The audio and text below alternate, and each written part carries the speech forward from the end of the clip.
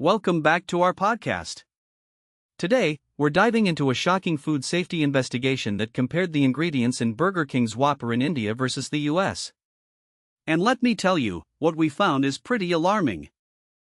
Absolutely. The findings reveal that the Whopper served in India uses some questionable ingredients compared to its US counterpart. It raises serious concerns about food safety and consumer rights. Right? So, let's kick off with a jaw-dropper, the chicken patty. In India, the chicken patty might seem like a healthier choice, but the quality and processing methods used are pretty concerning. Exactly. Processed chicken can often contain additives that are not only unhealthy but can also be harmful in the long run. It's a classic case of thinking we're making a healthier choice when we might not be. And that's not all. Next up, we have palm oil. Did you know that it's linked to cardiovascular diseases because of its high saturated fat content? Yes. Palm oil is not just a health risk, its production is also wreaking havoc on our environment. Deforestation and habitat destruction are serious issues, and yet, it's still widely used in our fast food.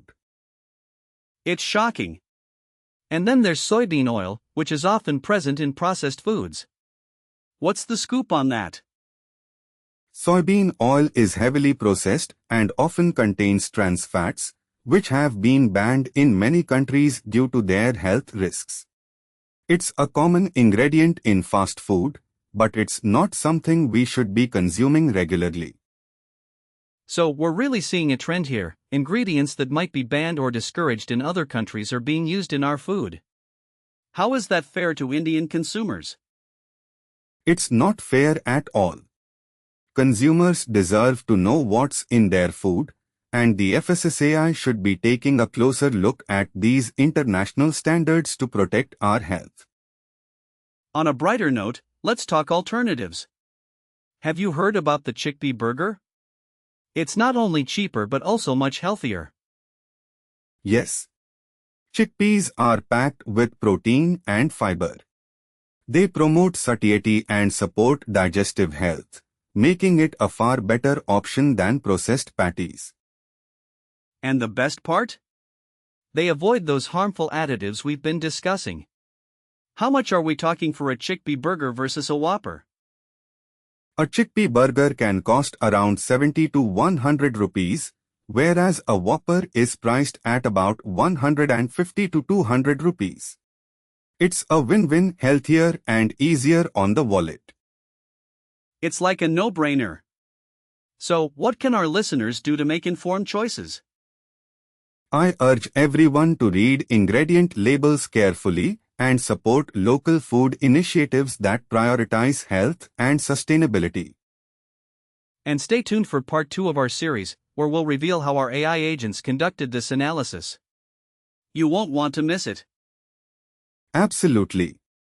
The future of food safety might just be in the hands of technology, and it's exciting to see where this leads us. Thanks for tuning in today. Remember, knowledge is power, especially when it comes to what we eat. Take care, and see you next time. Now let us pull back the curtain and show you exactly how our AI agents arrived at these conclusions. This is the behind-the-scenes part that makes everything transparent. Welcome back to our podcast. In part 1, we dove into the findings from our food safety investigation of the Burger King Whopper. Now, let's pull back the curtain and explore how our AI agents conducted this investigation. Absolutely. The process was quite fascinating and involved multiple AI agents working collaboratively. At the heart of it was the ingredient validator agent, which is designed to cross-validate information about various ingredients. Cross-validate? How exactly does that work? Great question. The ingredient validator agent checks each ingredient against multiple data sources. It looks for consistency and reliability in the information it finds, assigning confidence scores to each ingredient based on how trustworthy those sources are. So, that's why some ingredients got dropped? If the information wasn't reliable enough? Exactly. For instance, we had 5 ingredients to investigate. The agent found high-confidence data for 3 of them, like the chicken patty, while 2 others didn't meet the reliability threshold and were dropped from the analysis. Interesting. Can you give us a specific example of how this worked for the chicken patty? Sure. The agent found consistent data across several reputable databases indicating that the chicken patty contained specific preservatives and additives. This led to a high confidence score. However, it also ensured that the information matched across different sources, which is crucial. Wow, that's clever. And what about the other ingredients? The other 2 ingredients that were dropped lacked sufficient reliable data. This is done to prevent spreading misinformation. We only want to base our findings on solid evidence. Got it. Now, let's talk about the alternatives agent. How does it select alternatives like the chickpea burger? The alternatives agent operates on a set of criteria focused on health, cost, and availability.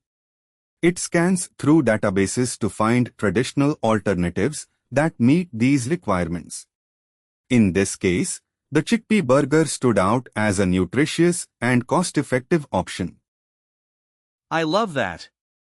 It's not just about safety but also about providing better choices. But can we trust AI to do all of this? That's an important concern. AI isn't perfect, which is why we have rigorous verification protocols in place. For instance, all decisions made by our agents are backed by evidence that can be cross-verified. So, you mean we can actually look up the data? Yes. We have all the raw data and JSON files available on Google Drive for anyone to verify. Transparency is key in our process. That's reassuring. Can you walk us through the full pipeline from raw data to the final YouTube video? Certainly. There are 10 automated steps in our pipeline. It starts with data collection, followed by validation and cross-checking.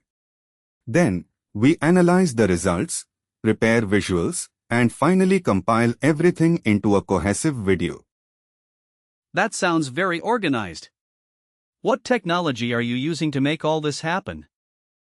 We leverage a combination of tools: OpenAI for natural language processing, Edge TTS for text-to-speech conversion, FFmpeg for video processing, and Playwright for automating web interactions. Wow, that's a powerful tech stack. It's fascinating to see how all these components come together. Absolutely. And remember, this isn't just about fear-mongering.